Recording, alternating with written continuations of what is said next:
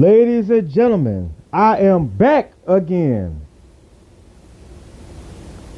This time I'm back at the request of one of my homeboys. Shout out to Fadeaway, aka Mike Williams. Said he wanted me to talk about the top factions in wrestling history. I got 10 of them with one honorable mention. And I'm going to go from the bottom to the top. The honorable mention goes to the Judgment Day. Right now, the Judgment Day is the top faction. They have overtook the Bloodline because the Bloodline is now history. So, what other faction they have besides Imperium can mess with the Judgment Day? You got the women's champion in Rhea Ripley. You got the North America champion in Baby Mysterio, I call him Dominic Mysterio. You got the Money in the Bank in Damian Priest. But by the way, I think he will cash in the title tomorrow night at Payback. And you got Finn Balor, who was one of the greatest NXT champions of all time. And I'm here to tell you,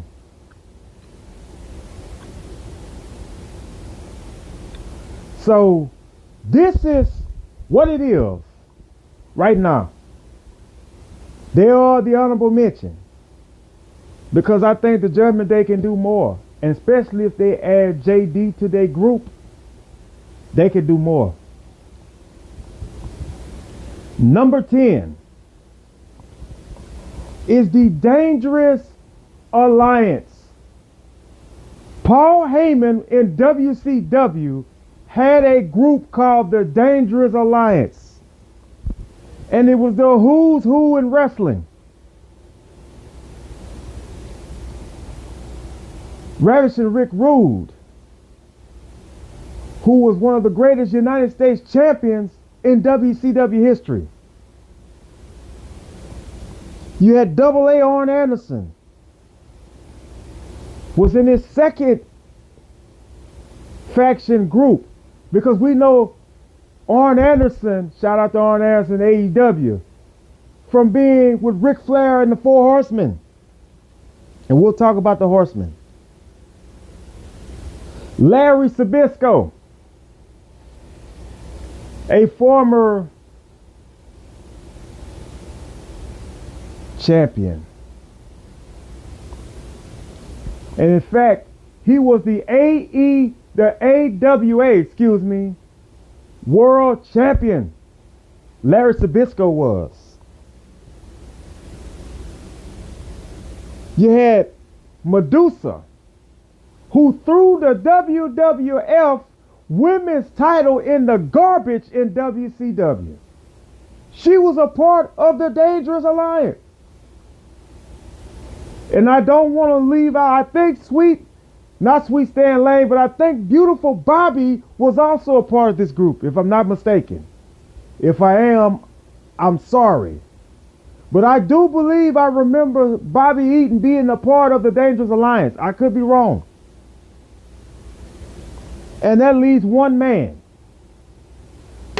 Stone Cold Steve Austin, aka Stunning Steve Austin, was a part of the Dangerous Alliance. Paul Heyman had these guys winning. They were a great faction. But Stone Cold Steve Austin, Stunning Steve Austin, at the time was put on the doggone ground because they did not want him to elevate in WCW. Bischoff wanted no parts of Austin.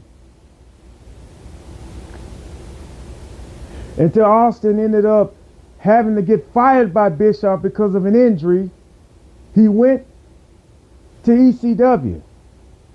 And again, Paul Heyman gave him freedom.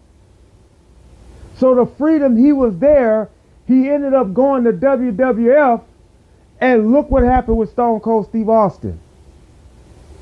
Like I said, most handfully had the Attitude Era on point. He single-handedly, almost all the way, no disrespect to any of the other Attitude superstars. And that's including The Rock. That's including Triple H and DX.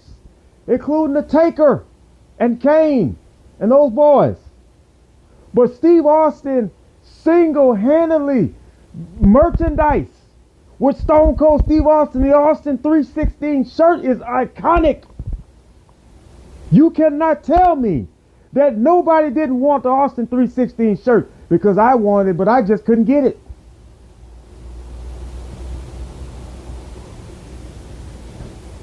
But Austin started with the Dangerous Alliance, being with Brian Pillman and Hollywood Bloods and all that stuff there.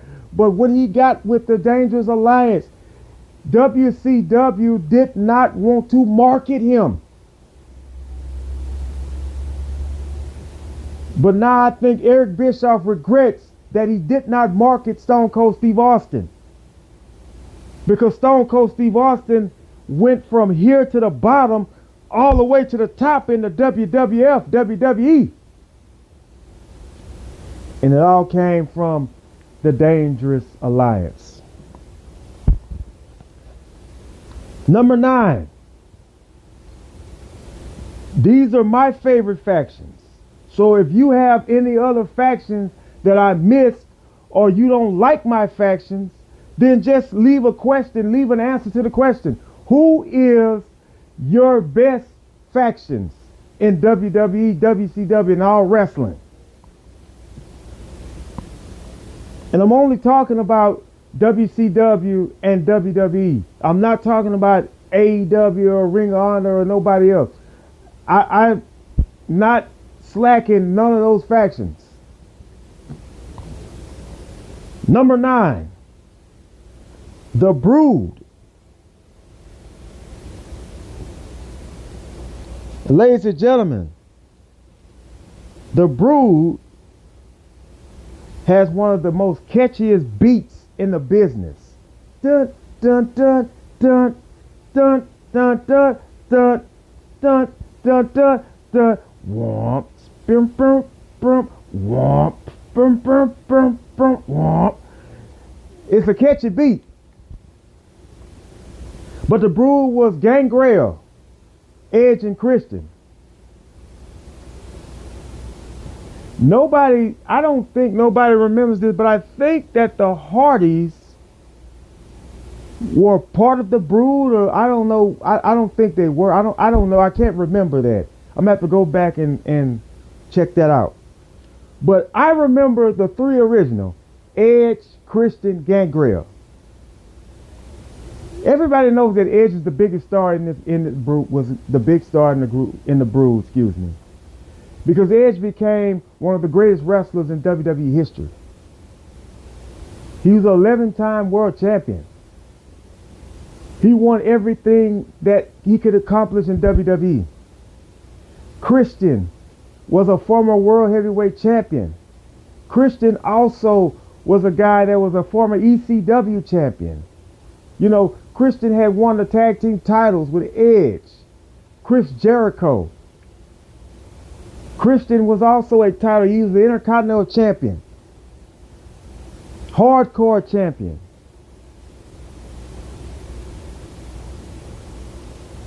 Christian has a fixture in the business because Christian was the Impact Wrestling Champion. And he so-called thinks he's the TNT Champion, but it's really Luchasaurus title. I don't know what to say about that. Gangrel did not have the title, you know, the title push like he was supposed to. I think he won the European title. So I can't remember what belt Gangrel won. But Gangrel was always important to the Brood because the situation was you would know when the lights come off, there comes the blood. But this faction had a fixture in the Attitude Era. So we cannot say that they didn't do what they did. They were a part of the faction. They were a part of the Attitude Era. So number 9 is The Brood. And remember that little beat of the Brood? I call it the Gangrel tune because that's the only tune I've ever heard Gangrel come out to. But that beat there, womp bump, bump, bump, bump, bump, bump, bump, bump. And then it go womp, womp. Just keep that in mind, ladies and gentlemen. Number 9 is the Brew. Number 8. And you guys are going to be like, really? Why are they number 8? The Bloodline. The Bloodline is number 8. And the reason why they're number 8 is because they did not have the impact like these other factions above them. You got, of course, the WWE Undisputed Universal Champion, Roman Reigns. You have the wise man, the councilman, Paul Heyman. You have the former WWE Undisputed Tag Team Champions, the Usos, which are not in the group anymore. Well, Jey Uso's not. And you have the former NXT North American Champion in Solo Sikoa. These guys have made an impact on the business because nobody has not beaten Roman Reigns in 3 years for the title. Roman Reigns just got pinned a few months ago at a pay-per-view by his own cousin Jey Uso. But other than that, he has not been pinned.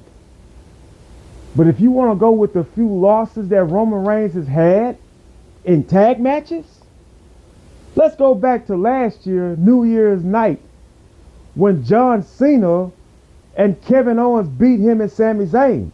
He didn't get pinned, but he lost the match.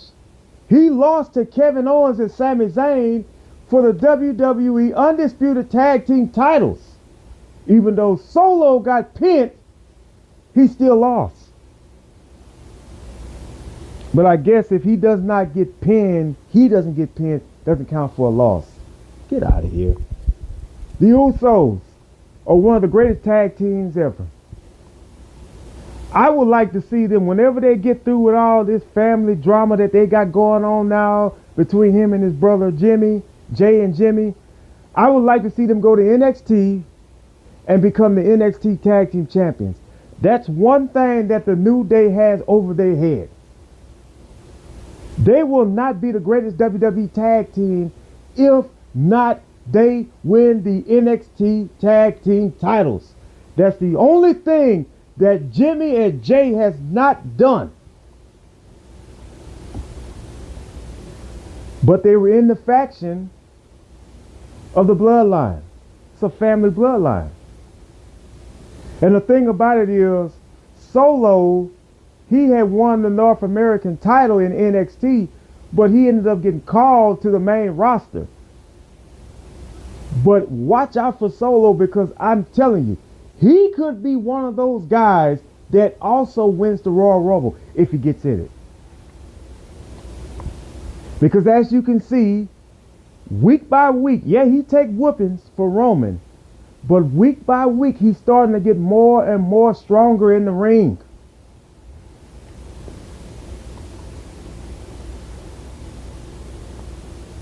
And because of that, that's why I said, be on the lookout for Solo.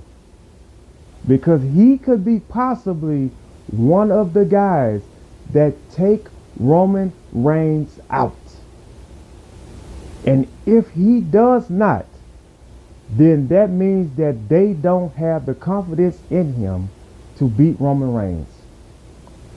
This guy, Solo Sikoa, I'm telling you guys, watch out in the next couple of months if there's tension between him and Roman.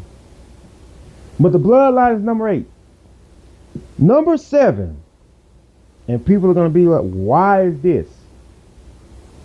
The Nation of Domination. One of the greatest WWF, WWE superstars came from this group. The biggest grossing movie star right now. The big man, the big name, the big movie star, Dwayne "The Rock" Johnson, came from the Nation of Domination. Along with the first black world heavyweight champion, Ron Simmons Farouk. You can never take that away from Farouk. Farouk was the first black world heavyweight champion in WCW. You cannot take that away from him. Until Farouk closes his eyes and God call him home, Farouk will always be known as the first black WCW world champion. And that is what I like about him. He gets respect in my book. You had Mark Henry, the Hall of Fame, the former Olympian, the world's strongest man. Mark Henry in WWE won like 3 titles. He was a European champion. He was the ECW champion. And he's the former world heavyweight champion. And he's a Hall of Famer. D'Lo Brown. D'Lo Brown was a fixture in the business, still is. D'Lo Brown was a European champion. I think he was the Intercontinental champion as well. But D'Lo Brown, everybody wants to blame him for what happened with Droz, being paralyzed, and God bless Droz's soul. He can't get that out of his mind. What happened to Droz. And I want D'Lo to know that all is forgiven, man. I know that you feel some type of way about it, but it's all good now, man. The man is gone, but you could still be burden free from that. Everybody knows that you didn't mean to hurt that man. Everybody knows that, D'Lo. We all got nothing but respect and love to you. I respect you, man, because I watched you growing up, man, and I respect you to this day now. If I were to see D'Lo Brown at a wrestling show, I would walk up to D'Lo Brown and shake his hand if he would let me. And tell him God bless you and God keep you. Also, the Godfather was a part of the Nation of Domination. The Godfather was a former Intercontinental champion. The Godfather had the women. He would tell people pimping ain't easy. Everybody loved the Godfather's character because the Godfather would always bring the women. And he would bring some beautiful women to the ring with him. Don't get me wrong, man. Women are very beautiful creatures, ladies and gentlemen. I don't know why, some people like to just hull them out and just talk bad about them. But they're some beautiful creatures. Keep that in mind. But the Godfather is also a Hall of Famer. The Godfather is also one of those guys that he just had the great character. He's also a part of the Nation of Domination. And also, Owen Hart, bless his soul. Owen Hart was a part of the Nation of Domination. Well, enough is enough, and it's time for a change. Intercontinental champion, European champion, tag team champion. He never just got the WWF title, which I thought he could have gotten, but, things started getting, eerie between him and Vince McMahon after the Bret Hart screw job. And you could tell that Owen was trying to get himself back to where he was because he had fun in this last year of his actually his career and his life when, he was teaming up with Jeff Jarrett winning the tag team titles. They were a tag team. But Owen was also a part, not only the Hart Foundation, who should have been on this. I don't know why I did not put the Hart Foundation on this list. I'm going to have to do a part 2 to this and represent the Hart Foundation, because Bret Hart and those guys were a great faction.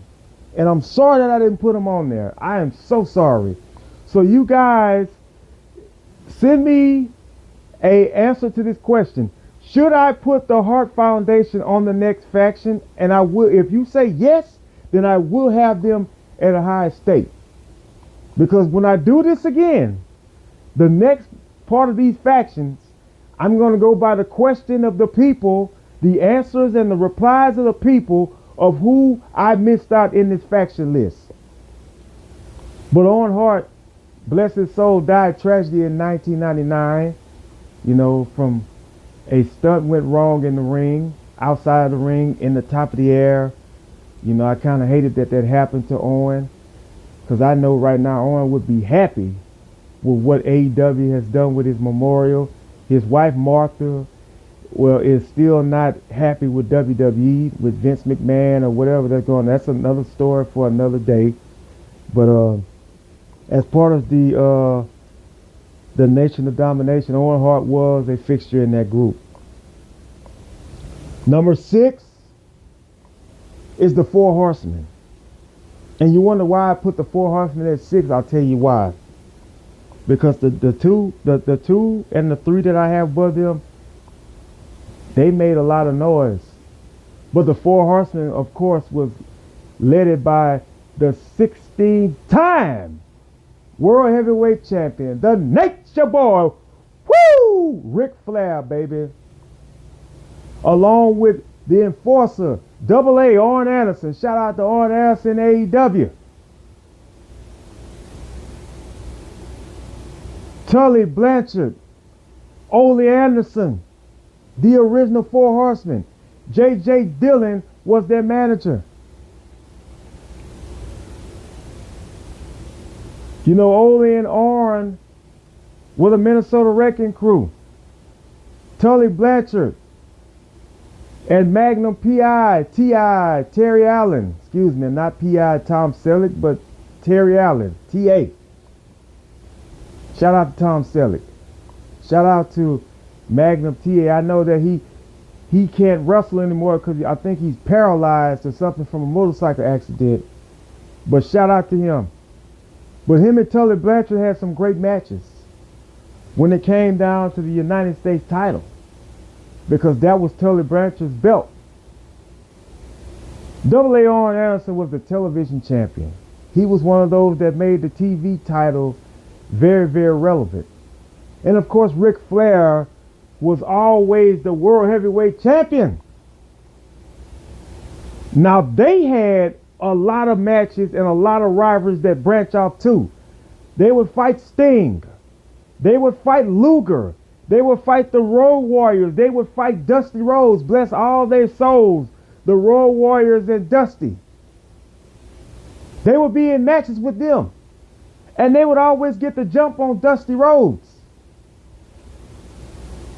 They would always try to get Sting until Sting beat Ric Flair to become the WCW World Champion. They even let Sting be in the Horsemen. Sting was a member of the Four Horsemen. The Total Package was a member of the Four Horsemen. Barry Windham is a part of the Four Horsemen.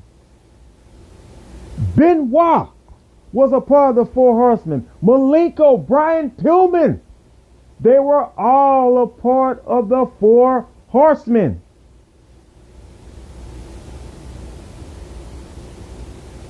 And Flair was the man. Ric Flair made the Four Horsemen. He is the Four Horsemen. Him and Arn Anderson and J.J. Dillon, Barry Windham, Tully Blanchard, even Ole Anderson. They are the Four Horsemen. And I'm not going to say anything else about the Four Horsemen because the Four Horsemen is self-explanatory. You look up and see what the Four Horsemen was doing. Go back and watch some of those old NWA WCW shows. I'm quite sure they're on Peacock. Go back and look at how Ric Flair and the Four Horsemen dominated between 86 to like 89, 90. Nobody could touch them.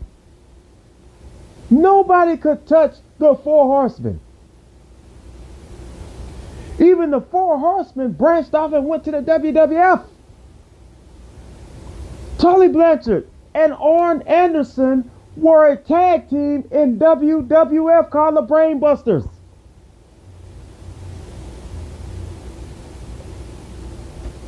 I'm just saying, look out, because the Four Horsemen were a great faction. Number 5, and this one's hard to talk about because 2 of the members of this faction has died and there's only 2 left. And that's the Wyatt family. You had Bray Wyatt, you had Luke Harper, you had Eric Rowan, and you had Braun Strowman. When those 4 guys got together, because at one time it was 3, but then when they added Braun Strowman, oh my God, they were just, a full faction. But I've said a lot about Bray Wyatt, but Bray Wyatt made the Wyatt family very relevant in the business. All the way from NXT to the main roster. Braun Strowman, a former WWE Universal Champion. Braun Strowman, a former Tag Team Champion. Braun Strowman, I think, was the Intercontinental Champion, if I'm not mistaken. Bray Wyatt, World Champion.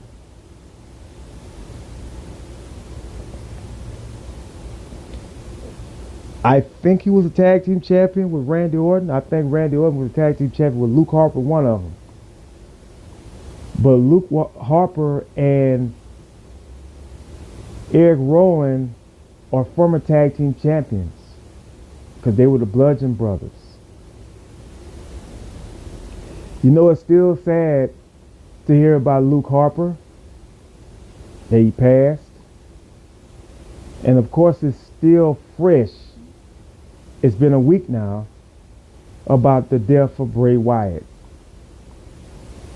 And ladies and gentlemen, I want to say this, and I'm going on to the next selection. Bray Wyatt is going to be forever missed. The Wyatt family is going to be missed. That's why they're high, number 5 on the list. Number 4, ladies and gentlemen, is Evolution. Man, you got between 2 guys 30 world championships between Triple H and Ric Flair. And if you add Randy Orton to the mix, because Randy Orton is a 14-time world champion, that's 44 world champion reigns between those 3. Not counting Batista, because Batista's like a 5 or 6 time. I think he's like a 4 or 5 time world. I can't remember. I know he's like either 4 or 5 time world champion. Dave Batista. 2 Hall of Famers in Ric Flair and Triple H.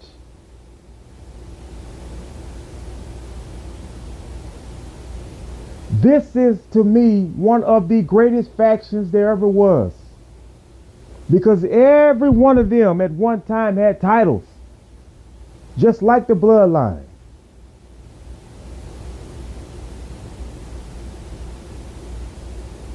This is what I'm saying. The Four Horsemen the same way. Had all titles. This group Evolution, which I thought that Mark Jindrak was going to be a part of, but he wasn't. They picked Dave Batista.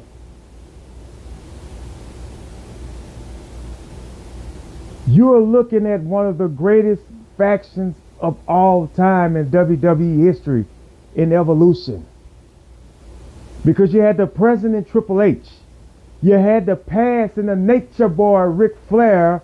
And you had the future in Randy Orton and Dave Batista. Every last one of these guys were world champions. Batista beat Triple H to become the world champion.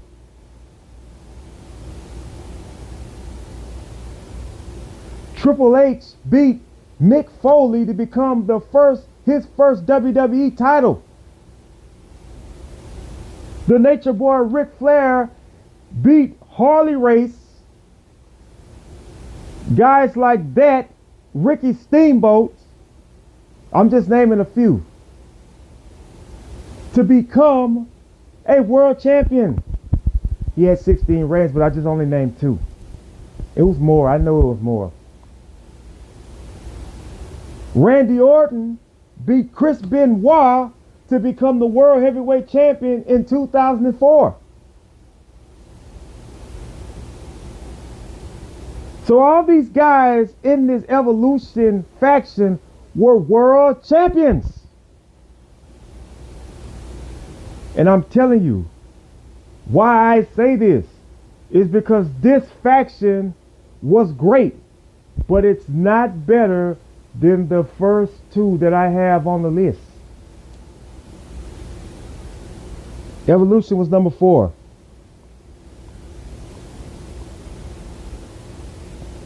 Evolution is number 4. Number 3, The Shield.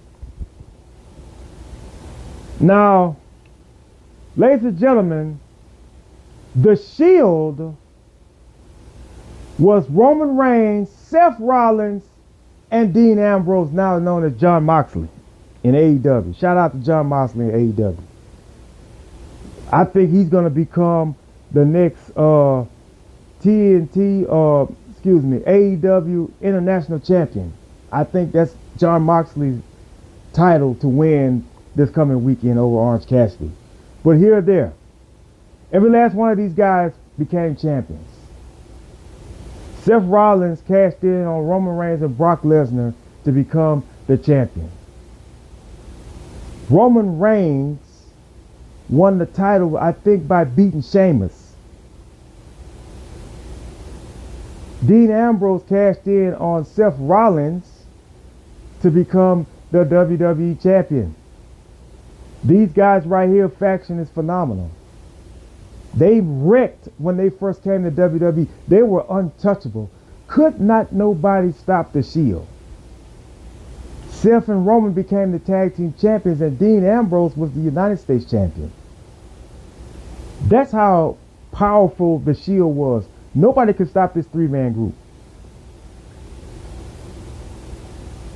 They were good.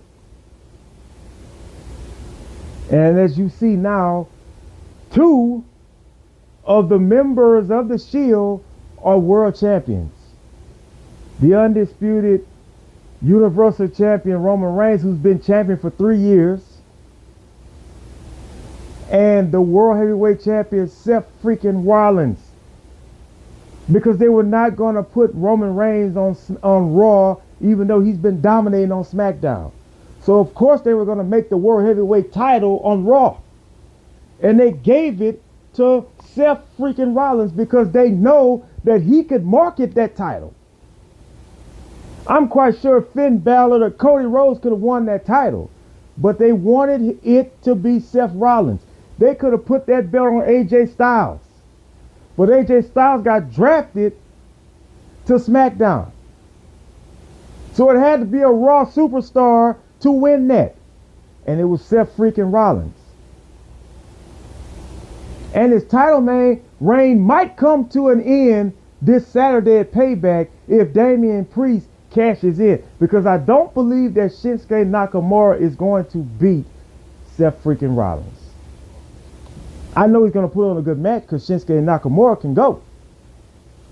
But I do believe that Seth freaking Rollins will get cashed on this Saturday. I may be wrong, but I doubt it because they keep talking about the back of Seth Rollins. Keep that in mind. But the Shield is number 3. Number 2. Are you ready? Did you hear me? I said, are you ready? Now, for the thousands in attendance, for the millions that are watching at home, let's get ready to... You know what I mean? You know who I'm talking about when I say that. If you're not down with that, we got 2 words for you. Talking about D-Generation X, ladies and gentlemen. And out of this group of individuals, Shawn Michaels, of course, the Hall of Famer HBK, Triple H, who is the COO of the company of WWE, X-Pac, aka Sean Waltman, Ravishing Rick Rude,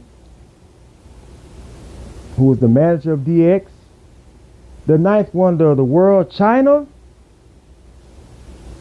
who is the first women Intercontinental Champion, the first woman to win the Intercontinental Champion, and of course, the New Age Outlaws, the new trios AEW champion, Billy Gunn, Mr. A, and the Road Dogg Jesse James. The Road Dogg Jesse James and Billy Gunn were tag team champions for a long time in the business. X-Pac, European champion, tag team champion, and light heavyweight champion, and cruiserweight champion in WCW. Triple H, a 14-time world champion. He was also an Intercontinental champion. He also was a European champion, which Shawn Michaels gave him the title by doing the lay down pin match. Tag team champion as well. Hall of Famer. You can't say enough about Triple H, the game. And of course, Shawn Michaels, who in my book is one of the greatest WWF superstars, WWE, WWF superstars of all time. Shawn Michaels made D-Generation X a household name, him and Triple H and Ravishing Rick and Chyna when they first started. They started becoming edgier because of D-Generation X. And I'm not going to go through all the shenanigans that they did. All you got to do is go on the Peacock channel and you will see what they were doing from 97 to 98. All the way up to Shawn Michaels ended up leaving the WWF after losing to Austin at WrestleMania. D-Generation X was still with the shenanigans. They had a great run as a faction.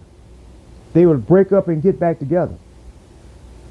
But I'm here to tell you that these guys are all Hall of Famers. And D-Generation X is exactly what it is. That's why they're number 2 on my list. And number 1. And you guys are going to say, I knew it. Number 1 on the list is the NWO.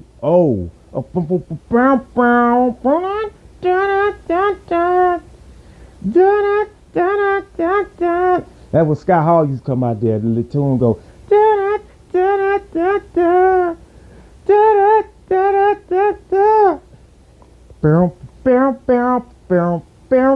Called Rock House.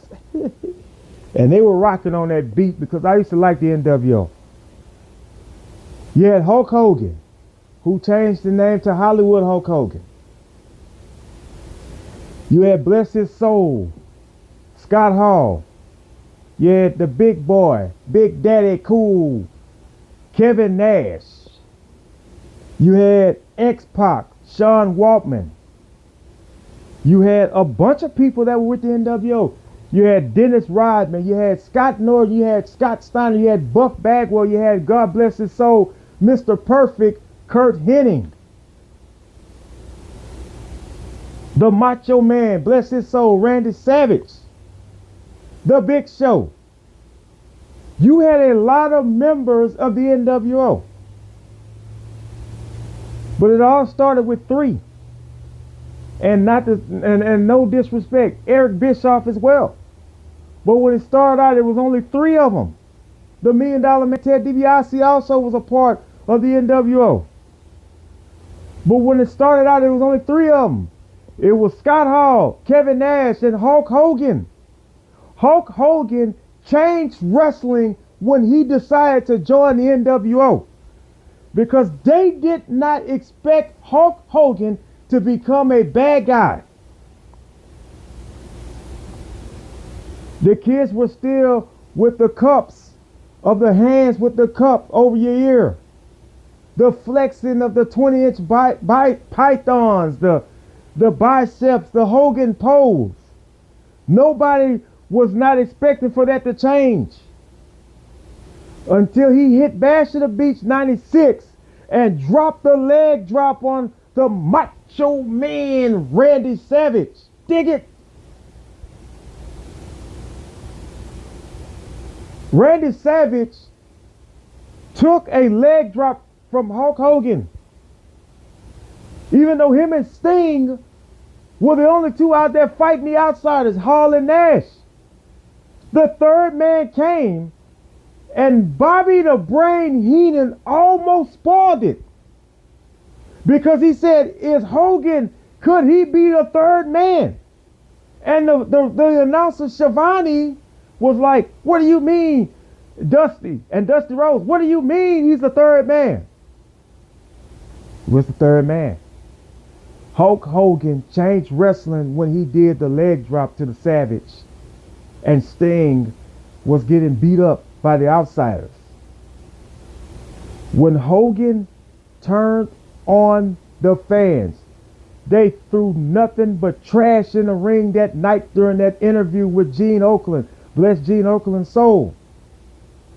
There was even a fan that came out of the audience, tried to get in the ring, and Kevin Nash had to stop him because the fan was pissed, excuse my French, at what happened with the NWO taking over WCW. They were upset that Hogan had turned his back on WCW.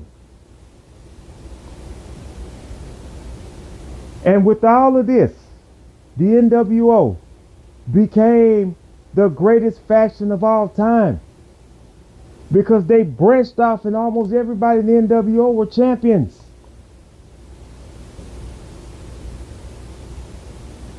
I'm here to tell you, this is why they're number 1, because they changed professional wrestling. One man in one group changed professional wrestling, and that was Hulk Hogan. Because at the time, you started seeing the fans started booing him, and they were starting to get tired of the red and yellow of Hulk Hogan.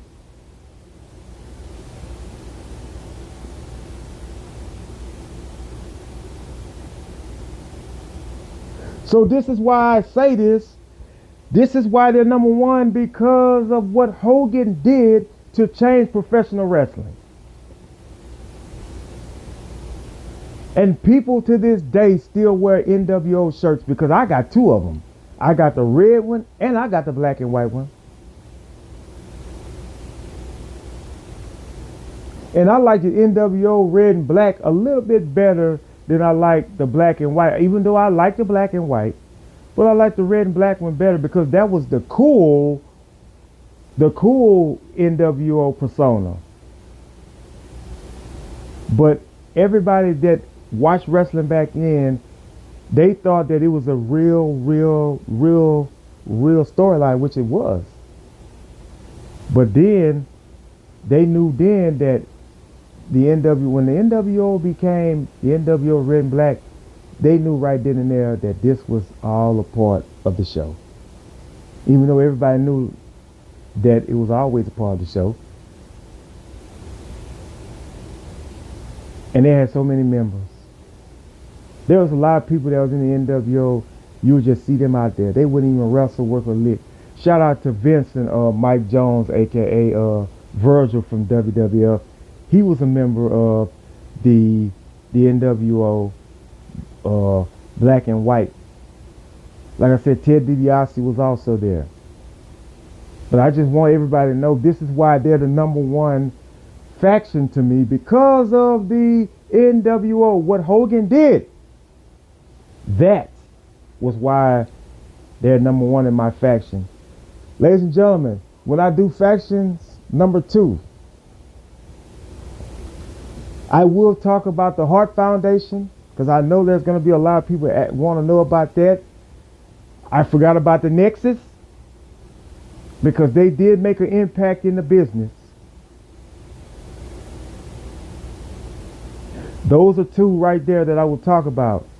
My question to all of you is, who else was one of your favorite factions in WWE, not any other wrestling company, that I forgot to put on the list? Until then, God bless you. God keep you. Fade away. I hope you like this, son. Let me know if you like it. Get back with me. Ladies and gentlemen, enjoy your Friday.